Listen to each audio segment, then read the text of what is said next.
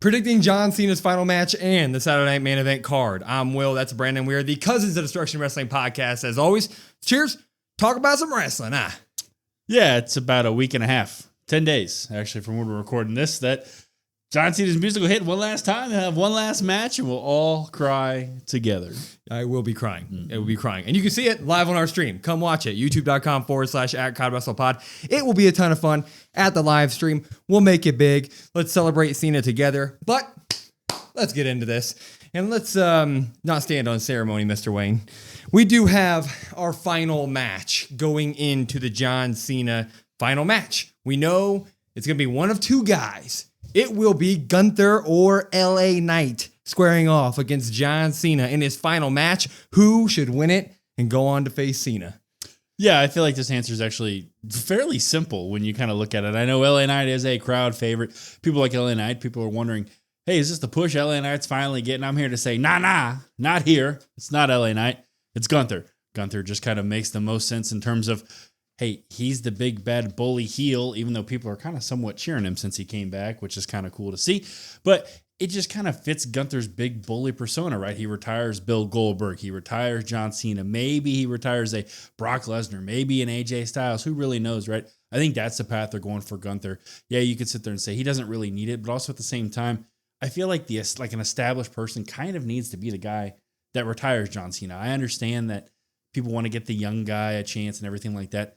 It's different than the matches with Solo and Austin Theory, but I feel like we've tried this in the past with some young guys, and for whatever reason, it just didn't stick. So I got Gunther here, which I feel like is the right choice. Yeah, I mean, this is kind of like a dream match to me. I'm a big LA Knight guy and an even bigger Gunther guy. I love that we got this. I love that LA Knight beat Jey Uso. We're not just running Jey Uso versus Gunther back one more time because we don't need to run that back. But I do think that Gunther needs to win this thing, and I'll tell you why. Because whoever walks in to that match is going to get booed out of the building. Even if LA Knight pulls off something crazy on SmackDown and you get this huge pop, because that would happen. If he were to pin Gunther, that place would explode. Doesn't matter, because the second he walks in a Saturday Night Main Event, he's going to get booed out of his mind going up against John Cena, especially if we're going to go the route of Cena losing. Gunther can utilize that like fuel. He will utilize the boos, whether they're good, bad, or ugly, the next night on Raw or 2 nights later on Raw, going forward. No one can utilize a boo quite like Gunther. That's why I think he should win and go on to face Cena at Saturday Night Main Event.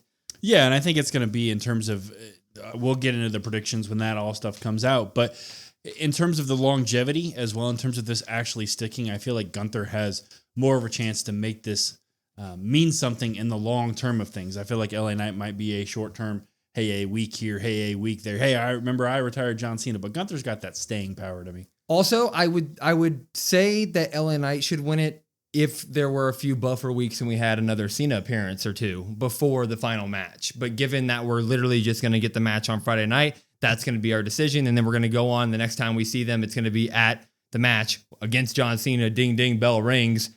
That's got to be Gunther. Like the cool part about the idea of a Cena versus LA Knight is the idea of the feud that LA Knight and John Cena can be. Unfortunately, we're never going to get to see it. So that's just that. Now, the interesting part going into this is the swerve that John Cena threw at everybody a few weeks ago, or I don't know when he announced it, a few months ago, whatever it was, that this card is going to be full of main roster talent taking on NXT talent. Like you said, we're about 10 days out and nothing has been alluded to. There hasn't been any bleed between the brands to suggest this is going to be our feud going into it, but for the NXT talent.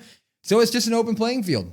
So this is going to be fun to put this card together. You go first. What do you got? I like that. I get to go first. Yeah, an NXT deadline is approaching, so maybe that happens, and maybe you get something kind of buffering out next week, but you kind of would like to see something, right? Or at least I would, but WWE loves to wait to the last minute. I'm going to take a match here that I put on this card that I was like, you know what? I was much more sure about some other matches, and then this match popped in my head, and I said, yeah, that absolutely has to be on Saturday Night Main Event. I have The Miz. We talk about The Miz, who has, didn't get to run into John Cena. No John Cena. Well, I got The Miz being on this Saturday Night Main Event card. I got to versus Joe Hendry. I feel like this just kind of fits. We talked a little bit about it before with the tournament. Hey, that feels like that could really work. I've got this here. It's a chance for Joe Hendry to be on the card. He's talked about his admiration for John Cena. It's The Miz. It's The Miz and John Cena. I don't really need to say anything else. Him being on that last card. While we didn't get any interaction between John and The Miz, I'm going to sit here and say that The Miz kind of deserves that. So I've got The Miz versus Joe Hendry. I didn't have The Miz on my card. That's an interesting thing because I did kind of write down like people who have gone throughout the years with John Cena that should probably be a part of his final card. But I didn't actually really include any of them because I did write down like a Randy Orton and a Rey Mysterio and even a Sheamus. You know, obviously they just had their moment with them. But like you would think that maybe this card would try to intertwine some of his past people and then link them up with the new people, be the best of both worlds for a John Cena thing, right? Well, I actually didn't have many of that happening though, but I like the idea of Miz versus Joe Hendry. I did have Joe Hendry squeaking in on this card though. And I had him joining two guys who he actually tag teamed with last night as of recording this on NXT. I have a 6-man tag team match. Javon Evans, guy who's already been on WWE main roster television, with Joe Hendry, with Miles Bourne taking on Finn Balor, JD, and Dirty Dom, a 6-way tag team match. Obviously, Dirty Dom's as over as can be right now. Judgment Day in themselves have been guys that you throw at the wall, these type of matches. This would be a first time for Miles Bourne, who Randy Orton's a big fan of. Obviously, people have been comparing the two of them forever, ever since Miles Bourne went on to NXT. So I feel like that'd be a very fun way to get kind of Miles Bourne and Joe Hendry in a match on the main roster. Yeah, I feel like you have to at least have one tag match. I have a tag match here that I'll get into in just a second. You talked a little bit about Randy Orton, at least. I was struggling with something in terms of like, how do I get that? So like a 6-man tag of him somehow, maybe he's in a 6-man tag. Maybe that ends up happening. Before my tag team match, I have Javon Evans, and I thought you were going to steal my thunder. And I thought, oh, no, please don't do this. I have Javon Evans and Leon Slater versus AJ Styles and Dragon Lee. Oh, yeah.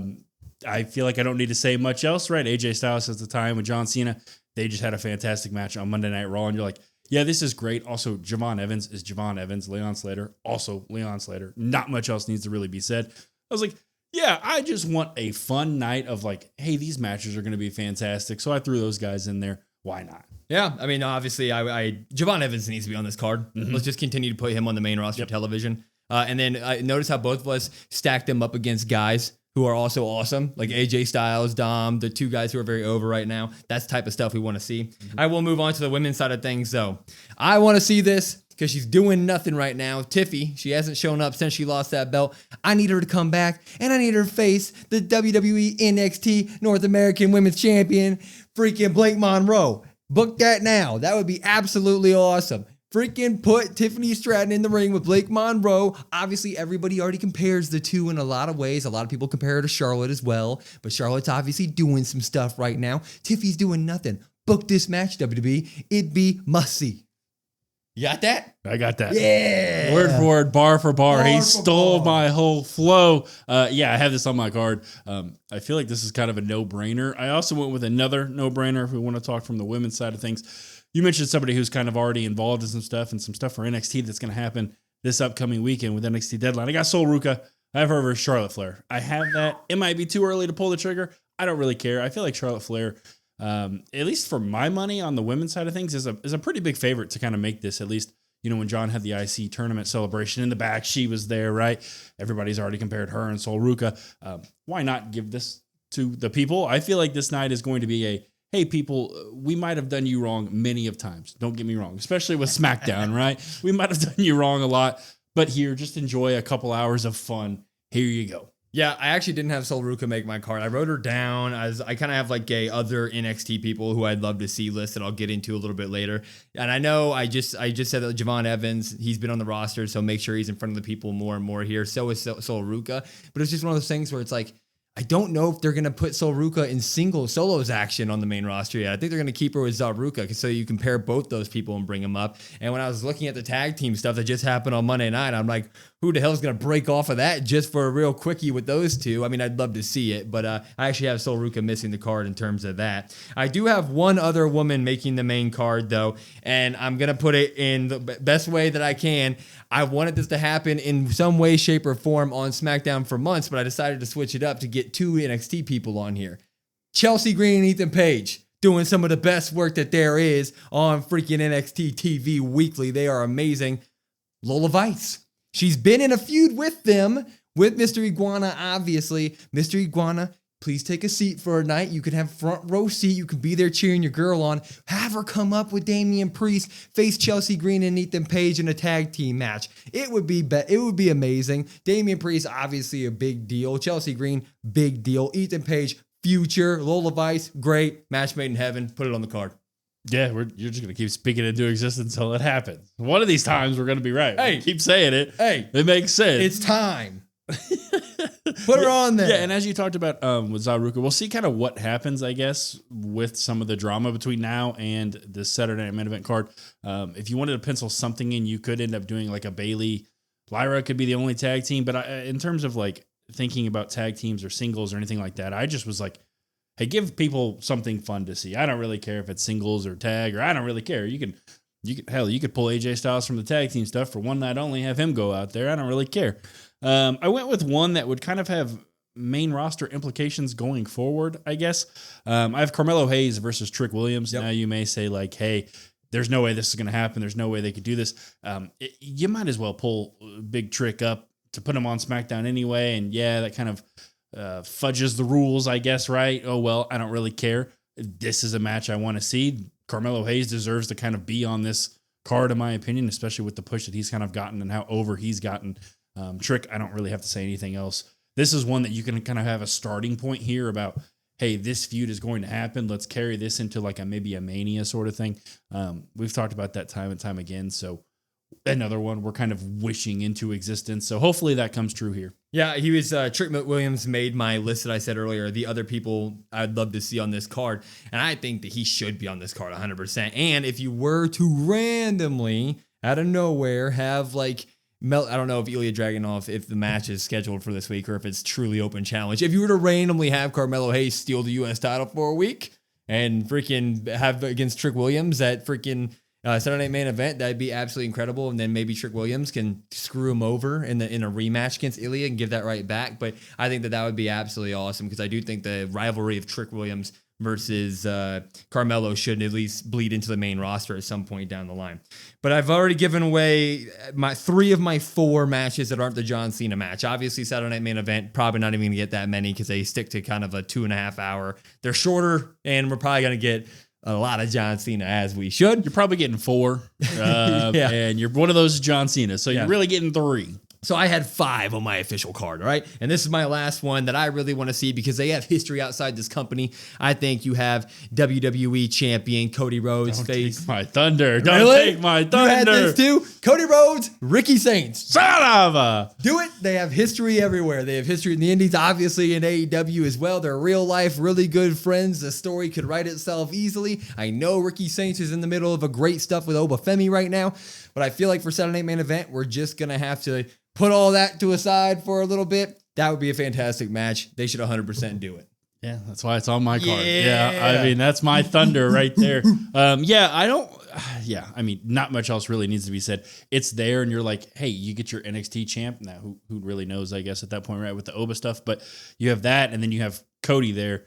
It kind of speaks for itself. I feel like Cody's going to be on this card some way, somehow. I also feel like Randy's going to be on here some way, somehow.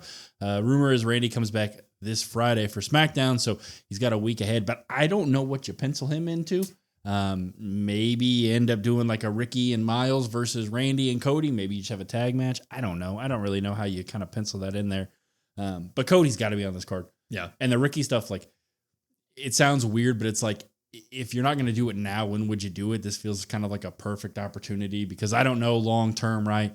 What staying power does Ricky really have? I'm sure he'll be up on main roster, but this is a perfect chance to at least have like a match here. You want to have the first one of, let's say they revisited in years down the road. This is a perfect opportunity right here. 100% do it. So I have some other stuff here that I mentioned earlier, like guys who I thought should make it. I do have like, I've seen a lot of people talk about the idea of like Javon Evans versus Rey Mysterio. That would be a very cool match to see. Just them being bouncy as hell in that ring. Rey Mysterio can still go with anybody. I guarantee he can still run with the best of Javon Evans, which should be insane.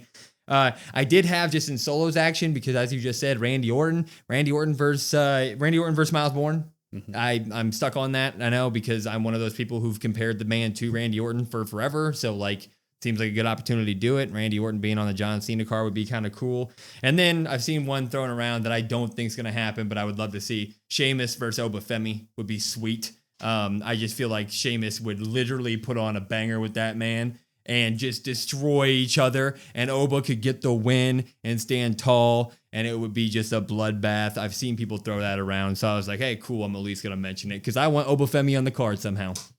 Yeah, you want him on the card somehow, but he can't be against Sheamus because Sheamus is hurt. That was the whole thing. He got pulled from the tournament. So I'm going to kill your thunder right there. He got hurt to get off the damn Cena tournament. I love you, Sheamus. It's no disrespect. I thought about putting Oba some way somehow, but it's also one of those things too that like, who knows if he's coming up. I feel like you have to have to make people happy. You're gonna have to have some multi-person matches. You're gonna have to have some 6-man tag. You're gonna have to have a women's tag match. You're gonna have to really kind of jam pack it. So it's gonna be interesting to see kind of how they do that, how they decide it. They should just do, just off the top of my head, it's corny. Do a battle royale. Say winner gets a shot at Stephanie's title. Stephanie's got nothing to do.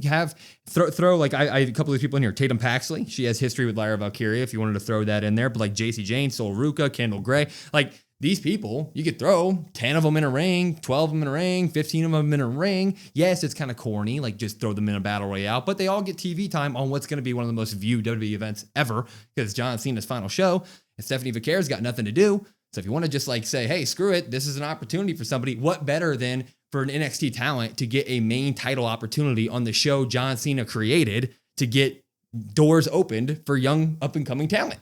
Sounds like a cool idea to me. That was just off the dome. Yeah, and if you don't want to put Steph out there because the Raw women's the Raw women's title scene is so, that not only her title but the IC title, and the tag titles, all that stuff seems to be on Raw. Have an NXT person win it and then get smashed by Jade. Why not? Right? You could do that. You could just, hey, we've got nothing here.